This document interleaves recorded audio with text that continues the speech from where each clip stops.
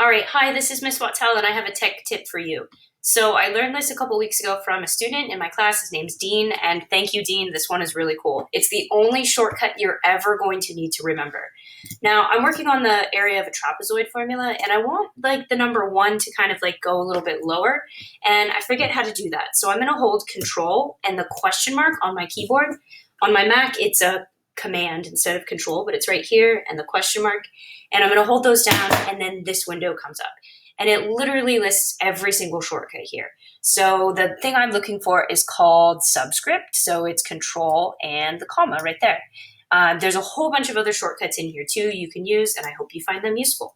So control and the comma is what I was looking for. So then I can input my base 1, and I can also do that control and the comma to input base 2. Then my formula is good to go. Now I hope you remember this and use it well. Control, question mark, and there are all the shortcuts.